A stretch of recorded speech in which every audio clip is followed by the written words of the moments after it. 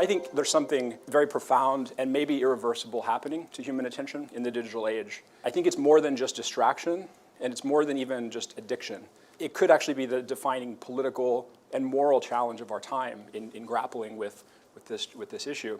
So I want to start with kind of clearing the ground with an observation that Herbert Simon made in the 1970s. When information becomes abundant, attention becomes the scarce resource. We're only just starting to understand what it means for human life and society. I think a great deal of confusion about the role of digital technologies in the world today comes from the lack of taking this observation into account. And because attention is the scarce resource now, it's now the thing that our technologies mostly compete for. So this attention that we're giving each other right now is literally the object of competition for these things in our pockets. But this whole environment that has emerged in the last several years to compete for our attention in scientific, systematic ways is often called the attention economy.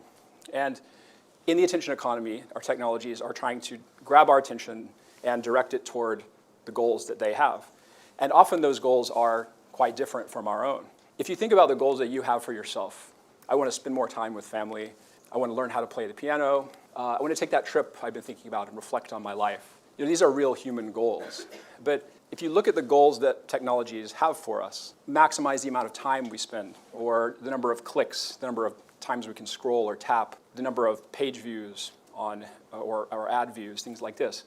Working in the advertising industry, if any of you have worked in this space, this might be obvious, but there's a deep fundamental gap here between the goals we have and the goals our technologies have for us. And to me, that's the opposite of what technology is for. Technology is for helping us achieve these goals. I think there is this kind of inconvenient truth that we either kind of ignore or maybe don't know about a lot of the time, which is that the attention economy, by and large, is not on our side. Its goals are not our goals. We kind of trust these things to be GPSs for our lives, assuming that they're doing the things that maybe even their marketing projects say they're doing for us.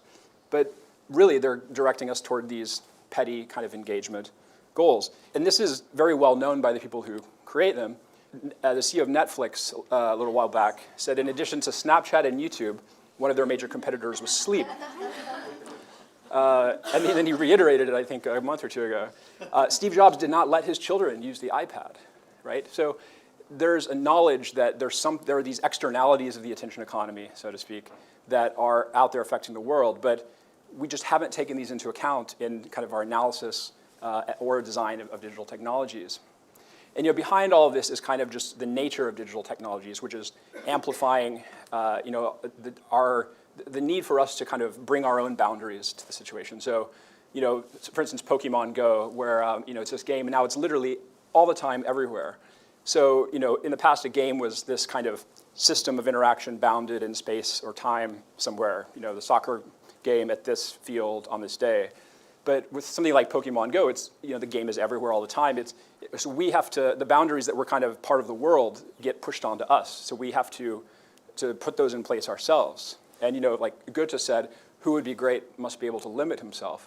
And I think it's harder for us to achieve that type of greatness now because there's so much more boundary setting in our own lives that we have to do. Another amplifying factor here is something that I often call the treadmill of incompetence. So if you think about the amount of time it took technologies to reach 150 million users throughout history. So the telephone was 89 years, so multiple generations. TV, 38 years, mobile phone, 14 years. As we go deeper and deeper into the digital era, it becomes shorter and shorter to the point where the product may change between the time you use it and the next day, such that you can't ever get to that point of competence. You can't ever master the technology.